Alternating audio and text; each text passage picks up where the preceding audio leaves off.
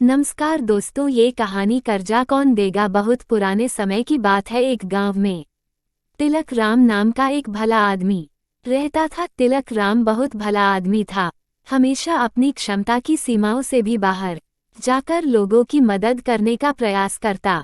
तिलक राम के 3 पुत्र, 2 भाई और 1 बेटी थी। एक दिन दुर्भाग्यवश भले आदमी तिलकराम का देहांत हो गया था।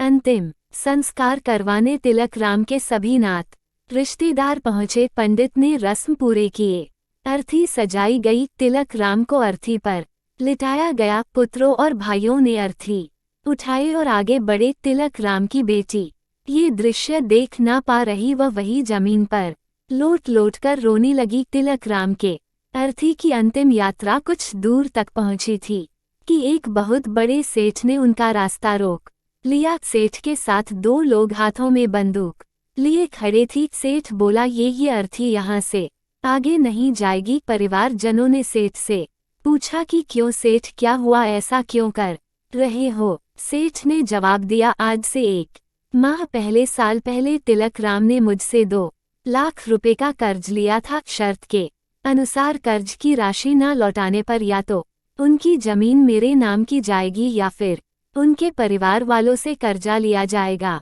तो फिर अब बताओ, आप लोगों में से कौन देगा कर्जा। अब तमाम लोग तमाशा देख रहे थे।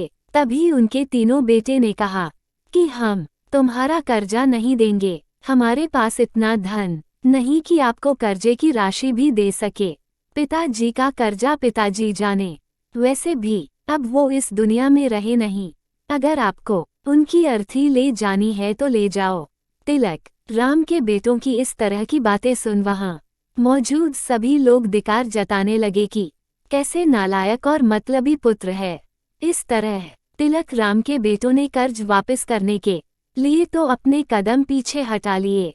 तभी तिलक राम के भाइयों ने भी कह दिया कि जब बेटे कर्जा नहीं दे रहे सकते तो हम क्यों किसी का कर्जा भरे। अब तिलक राम की अर्थी को वहां रुके बहुत देर हो गई थी।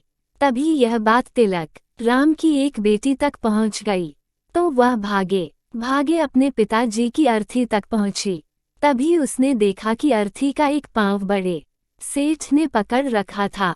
ये देखते ही उसने आंखों में आंसू लिए, अपना सारा जेवर और जितने भी पैसे उसके पास थे वो सब सेठ को दे दिए और अपने हाथ जोड़ती हुई ये बोली कि सेठ, अगर ये सब जेवर बेचकर भी आपका कर्जा पूरा ना हो पाए तो मैं खुद मेहनत मजदूरी करके आपका कर्जा चुका दूंगी, मगर इस समय मेरे पिताजी की अंतिम यात्रा को मत रोको। तभी उस सेठ ने अर्थी का पांव तुरंत छोड़ दिया और बोला, अरे नहीं नहीं बेटी, तुम्हें ये सब करने की कोई आवश्यकता नहीं है, क्योंकि सच्चाई ये है कि मुझे एक समय में पैसों की बहुत जरूरत थी। मैं बहुत गरीब था। तब उस समय तुम्हारे पिता ने मुझे 10,000 रुपये देकर मेरी मदद की थी। तिलक राम बहुत भला आदमी था, उसने मुझसे 1 रुपया ब्याज तक नहीं मांगा कभी, और वही पैसे मैं यहाँ देने आया था।